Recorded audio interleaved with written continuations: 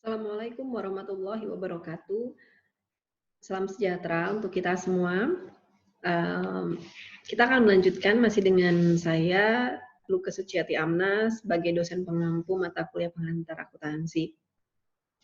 Pada video pembelajaran kali ini, kita akan melanjutkan materi dari yang sebelumnya ya. Kita masuk ke, saya akan share materinya.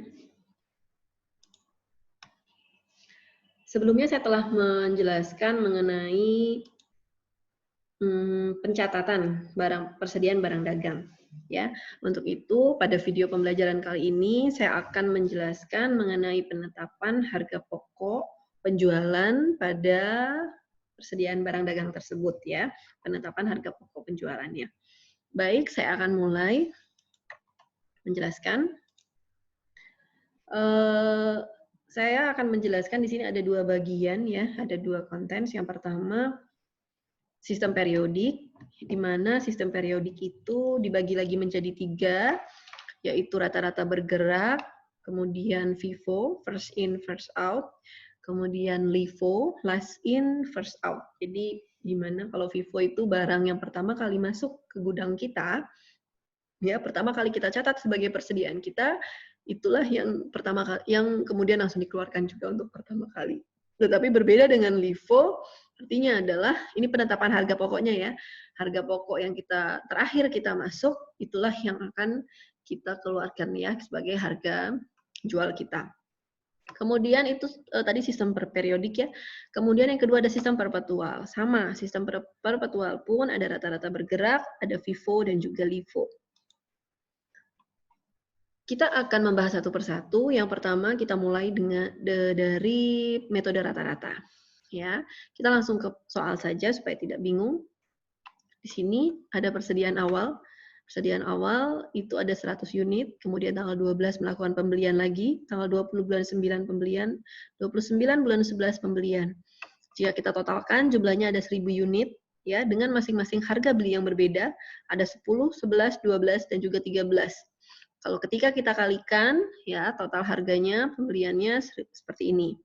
Nah, karena di sini metode rata-rata, maka harga pokok rata-ratanya adalah 12.000 ya total dibagi dengan total unitnya 1.000. Jadi didapatlah harga Rp12 adalah merupakan harga dari rata-rata gitu ya.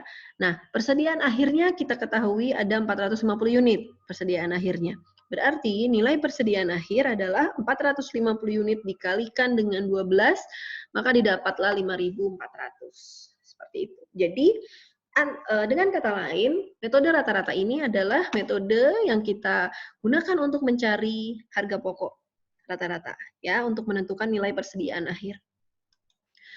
Oke, sekarang persediaan awal tadi 1.000, ya, pembelian kita 11.000 didapat ya dari sini. Ya, ininya ya, 22.200, 3.600 ditambah 5.200.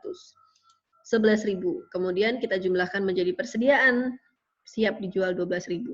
Nah, kemudian dikurangi persediaan akhirnya. Persediaan akhirnya tadi ya, ini 5.400, maka akan didapatlah harga pokok penjualan. Harga pokok penjualan artinya adalah yang sudah terjual segini, 6.600 guna untuk mencari nanti laba. Ya, gunanya ya harga pokok penjualan ini. Kita lanjutkan ke dalam metode yang kedua, yaitu FIFO, first in, first out. Nah, tadi ya tanggal 29 kita 400 unit dan juga 50 unit. Ini sisanya ya, sisanya 450 unit. Nah, harganya ini kan tidak masih berpedoman pada ini ya, berpedoman pada ini.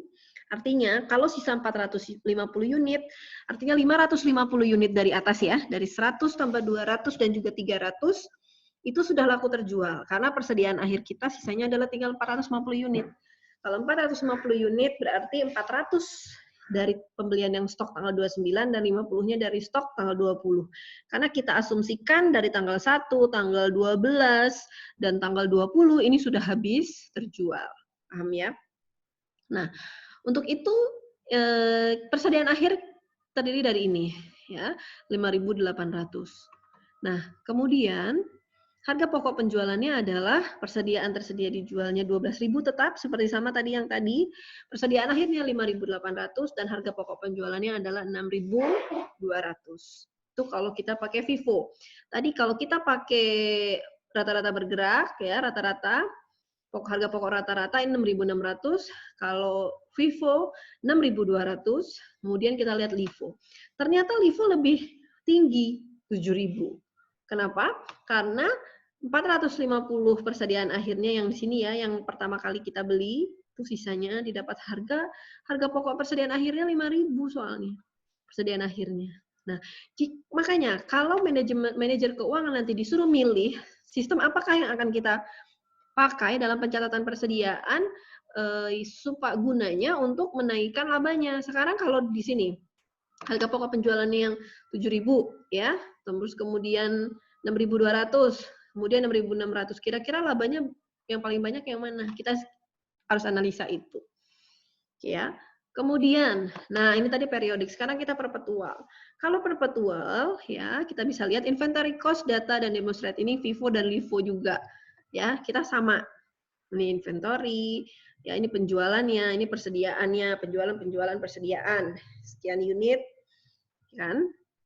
Nah, sekarang kita lihat kalau untuk perpetual, ya ini rata-rata bergeraknya. Kita langsung masuk ke kartu persediaannya, gitu ya. Kalau ini pada tanggal 1 kita beli 10, ya harga pokoknya 20, dan tanggal 4, ya tanggal 4 kita langsung. Jadi kalau periodik itu nanti dijadikan satu, kita cari persediaan akhirnya dulu berapa. Tapi kalau perpetual kita setiap kali transaksi, setiap kali ada barang beli barang itu sudah langsung kelihatan. HPP-nya berapa itu sudah langsung kelihatan. Nah, sekarang kalau pakai rata-rata bergerak, tanggal 1 nih ya, tanggal 1 beli ada segini saldonya persediaan awalnya. Kemudian tanggal 4 Januari gitu ya, ada penjualan 7 lakunya 140. Saldo akhirnya persediaan akhirnya 3. Kemudian tanggal 10 kita melakukan pembelian. Ya, pembeliannya 8. Berarti menambahkan dari yang 3 jadi 11, maaf.